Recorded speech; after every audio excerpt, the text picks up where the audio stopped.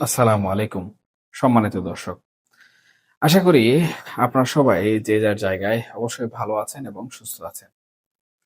দেশের এই যে একটি ক্রান্তিকাল চলছে, এই সময়ে আমাদের চারপাশের রাজনৈতিক পরিস্থিতি নিয়ে আমরা সবাই কিন্তু কম বেশ ভাবছি। প্রতিদিন সকালে খবরের কাগজ খুলে বা রাতে টেলিভিশনের টক শোতে আমরা যা দেখি সেটা হচ্ছে রাজনীতির একটি দৃশ্যমান রূপ। কিন্তু রাজনীতির কি শুধুই একটি পিঠ থাকে?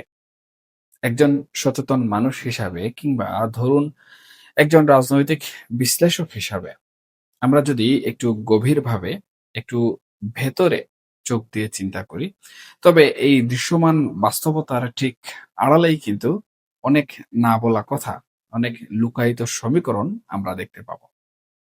আসুন আজকে আমরা রাজনীতির সেই মারফতি বা অন্তর্নিহিত দিকটি নিয়ে একটু খোলামেলা, একটু ভিন্ন আঙ্গিকে আলোচনা করি। আপাতত দৃষ্টিতে আজকের রাজনীতির হিসাবটি কিন্তু খুবই সরল মনে হতে পারে।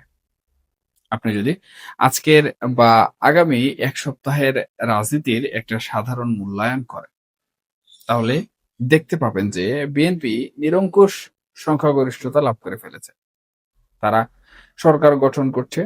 জনাব তারেক রহমান সাহেব প্রধানমন্ত্রী হচ্ছেন বা হয়েছেন।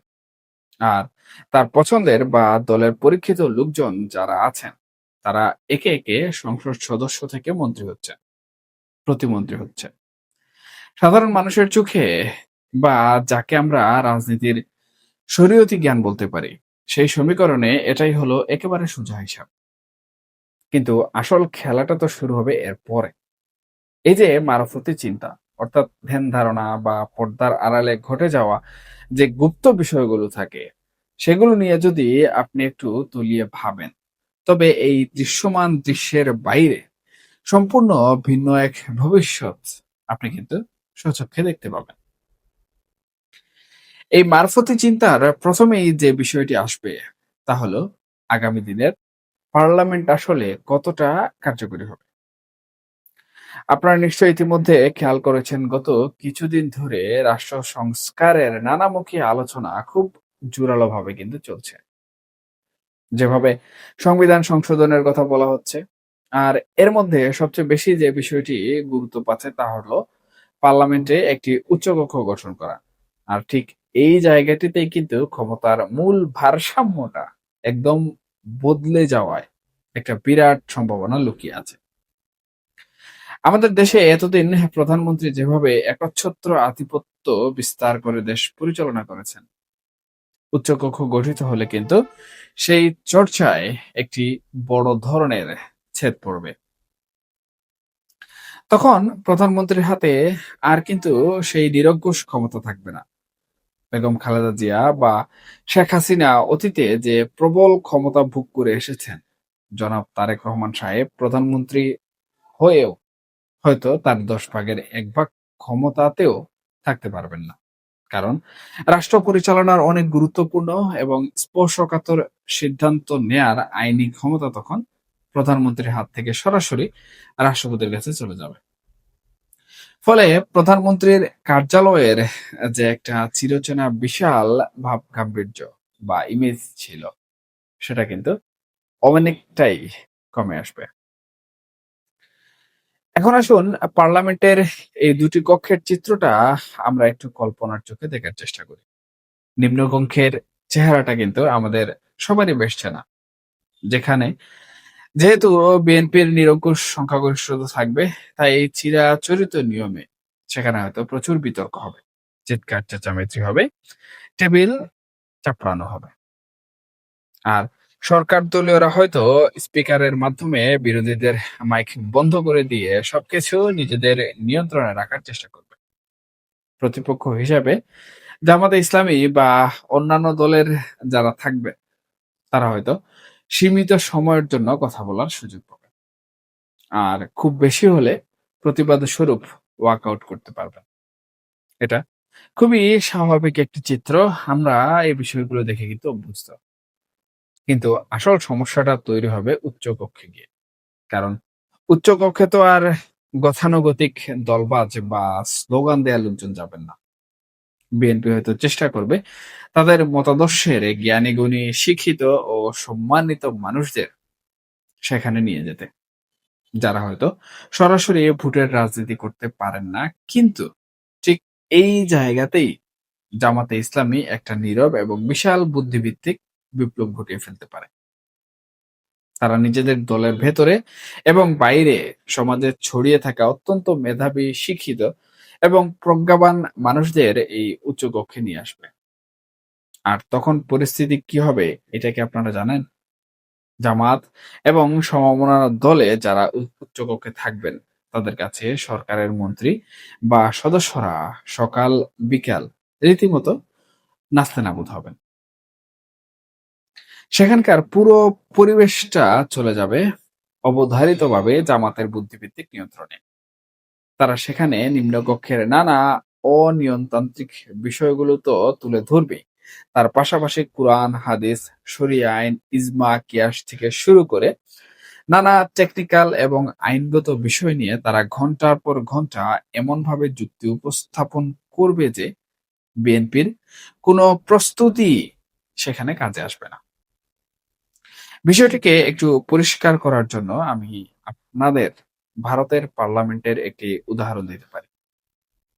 ভারতের উচ্চকক্ষে রাম জেঠমালানির মতো একজন প্রখ্যাত আইনবিদ ছিলেন, যিনি একসময় সেন্ট্রাল গভর্নমেন্টের বিজেপি সরকারেরই আইনমন্ত্রী ছিলেন এবং যাকে ভারতের অন্যতম শীর্ষ ও ধনী আইনজীবী বলা হতো। তিনি যখন উচ্চকক্ষে দাঁড়িয়ে বক্তব্য দিতেন, তখন প্রধানমন্ত্রী নরেন্দ্র মোদীও কিন্তু রীতিমতো ঘাম ছুটে যেত। তিনি মোদীকে তীব্র ভাষায় আক্রমণ করে কখনো কখনো চরম শব্দবাণে জর্জরিত করে তুলোধুনো করে ছাড়তেন। ঠিক তেমনি এবার আমাদের দেশের উচ্চকক্ষেও জামাত যাদেরকে নিয়োগ দেবে, তাদের বাগ্মিতা এবং নিখুঁত যুক্তির কাছে সরকার দলীয় লোকজনের অবস্থা বেশ শোচনীয় হয়ে পড়তে পারে। বিএনপি আসলে আন্দাজি করতে পারবে না যে জামাত কোন দিক থেকে তাদের আক্রমণ করবে, আর বিএনপি যে বিষয়গুলো নিয়ে আলোচনা করবে সেগুলো সাধারণ মানুষের কাছে খুব একটা কিন্তু পাত্তাও পাবে না। এর কারণ কি?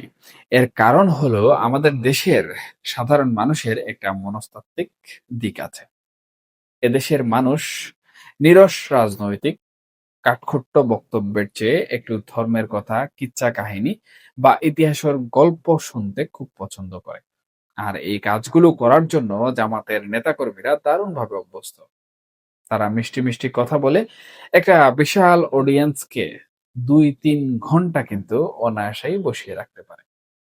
আপনি যদি এখন রাস্তায় বা গুলিস্তান অথবা বসুন্ধরার মতো ব্যস্ত জায়গায় দাঁড়িয়ে আল্লামা দেলোয়ার হোসেন সাঈদীর পুরনো কোনো ওয়াজ বাজিয়ে দেন, দেখবেন মানুষ দোকানপাট বন্ধ করে হলেও ঘন্টার পর ঘন্টা রাস্তায় দাঁড়িয়ে মন্ত্রমুগ্ধের মতো সেটা শুনছে। অন্যদিকে আপনি যদি বিএনপির সবচেয়ে আকর্ষণীয় এবং মার্জিত বক্তা, যেমন ধরুন মির্জা ফখরুল ইসলাম আলমগীর সাহেবের কোনো রাজনৈতিক ভাষণ রাস্তায় চালিয়ে দেন, দেখবেন দুজন মানুষও হয়তো দাঁড়িয়ে সেটা শোনার আগ্রহ দেখাবে না। এটাই হলো মূলত আমাদের সমাজের মনস্তাত্ত্বিক বাস্তবতা। ফলে উচ্চকক্ষে জামাত যখন তাদের মতো করে ইস্যুগুলো নিয়ে আলোচনা করবে, তখন সেটাই সাধারণ মানুষের মনোযোগের কেন্দ্রবিন্দুতে চলে যাবে এবং তা সাধারণ মানুষের কেন্দ্রবিন্দুতে পরিণত হবে।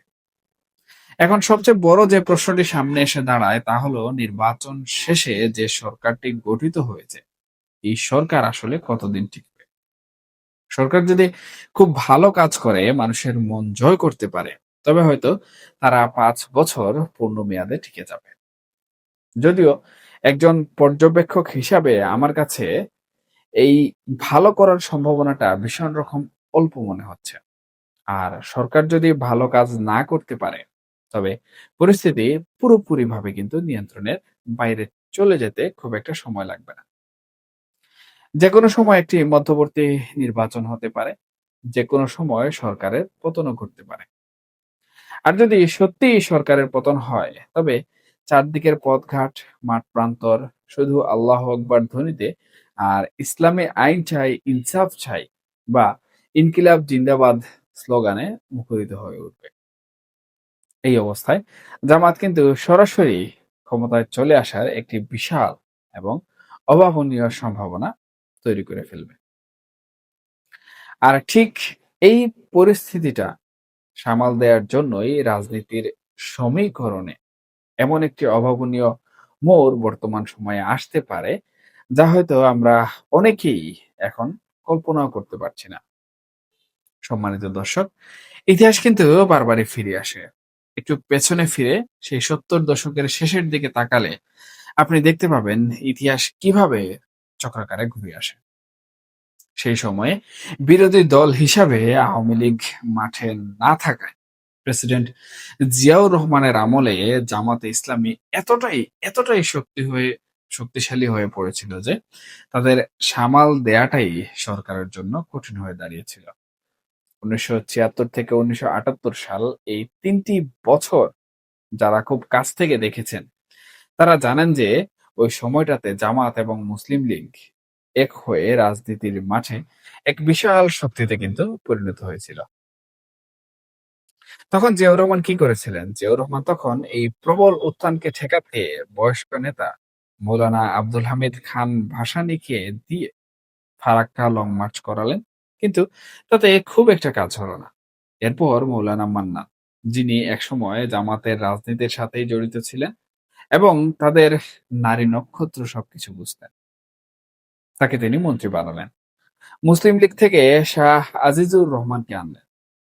এরপরও যখন প্রশাসন থেকে শুরু করে সেনাবাহিনী, নৌবাহিনী, বিমান বাহিনী সব জায়গায় জামাতের নীরব বিস্তার ঠেকানো কোনোভাবেই যাচ্ছিল না, তখন তিনি বাধ্য হয়ে একটি ঐতিহাসিক সিদ্ধান্ত নিলেন।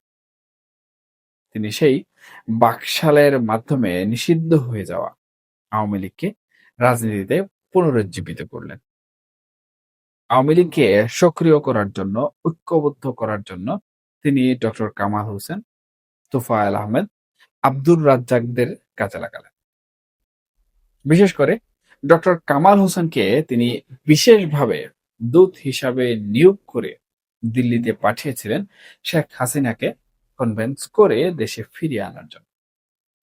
এবং খেয়াল করে দেখবেন ১৯৮১ সালে শেখ হাসিনা দেশে ফেরার পর কিন্তু পুরো রাজনীতির জঙ্গল একদম পরিষ্কার হয়ে গেল।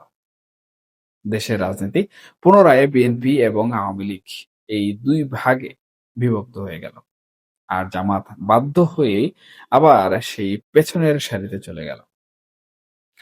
এটাই হলো প্রকৃতির নির্মম একটি ইতিহাস।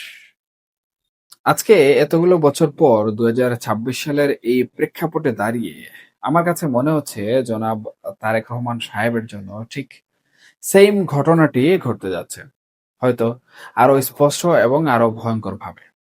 তারেক রহমান সাহেব যদি দেখেন যে তার সরকার ব্যর্থ হচ্ছে, মানুষের আশা পূরণে তারা চরমভাবে ব্যর্থ হয়ে জনপ্রিয়তা হারিয়ে ফেলছে, এবং অন্যদিকে জামাত অত্যন্ত প্রভাবশালী হয়ে ক্ষমতার একেবারে তার প্রান্তে চলে আসছে, তখন ওই পরিস্থিতি মোকাবেলা করার জন্য তিনি হয়তো তার বাবার দেখানো সেই পথেই হাঁটবেন। একটি রাজনৈতিক উইন্ডো তৈরি করে তিনি হয়তো আওয়ামী লীগকেই আবার রাজনীতিতে রিভাইভ করবেন। তখন জামাতকে ঠেকাতে বিএনপি এবং আওয়ামী লীগের মধ্যে একটি সখ্যতা বা ঐক্য তৈরি হওয়াটা মোটেও কিন্তু বিচিত্র কোনো বিষয় হবে না। এর পাশাপাশি আরেকটি সমীকরণও কিন্তু আমাদের হিসাবের মধ্যে রাখতে হবে। ধরুন, সরকার খুব ভালো পারফরমেন্স করছে, জামাত যে সততা, ন্যায়পরায়ণতা এবং ইনসাফের বিষয়গুলো নিয়ে সমাজে গর্ব করে, বিএনপির লোকজন যদি ঠিক সেই কাজগুলোই করে ফেলে, একের পর এক রেকর্ড তৈরি করে, তখন কিন্তু জামাত রাজনীতির ময়দানে একদম একা হয়ে পড়বে। তারা যখন দেখবে যে তারা আর কোনোভাবেই পেরে উঠতে পারছে না, ঠিক সেই সময়টাতে টিকে থাকার তাগিদে জামাতে নিজেই সর্বোচ্চ চেষ্টা করবে বাংলাদেশের রাজনীতিতে আওয়ামী লীগকে তাদের সাথে একীভূত করার বা কাছে টেনে নিয়ে আসার। সুতরাং দর কষাকষির রাজনীতিতে এটাই সবথেকে স্বাভাবিক হিসাব।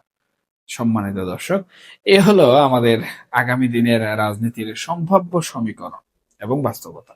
এর পাশাপাশি দর কষাকষির একটি হিসাবপত্র। তবে দিন শেষে আমরা মানুষ, আমরা কেবল আমাদের সীমিত জ্ঞান দিয়ে অতীত এবং বর্তমানের আলোকে একটি যৌক্তিক বিচার বিশ্লেষণ করতে পারি মাত্র। মহান আল্লাহ রব্বুল আলামিনই সবচেয়ে ভালো জানেন কোনটি আমাদের জন্য মঙ্গলজনক এবং বাস্তবে ভবিষ্যতে ঠিক কোনটি ঘটতে যাচ্ছে। আমাদের সবার উচিত নিজেদের জায়গা থেকে দেশ এবং দেশের কল্যাণের জন্য কাজ করা এবং সৃষ্টিকর্তার কাছে প্রার্থনা করা। আল্লাহ যেন আমাদের হেদায়েত দান করেন এবং সব ধরনের বিপদ আপদ থেকে হেফাজত করুন। এখনকার মতো এ পর্যন্তই। সবাই ভালো থাকবেন, সুস্থ থাকবেন এবং অবশ্যই নিরাপদে থাকবেন। আল্লাহ হাফেজ।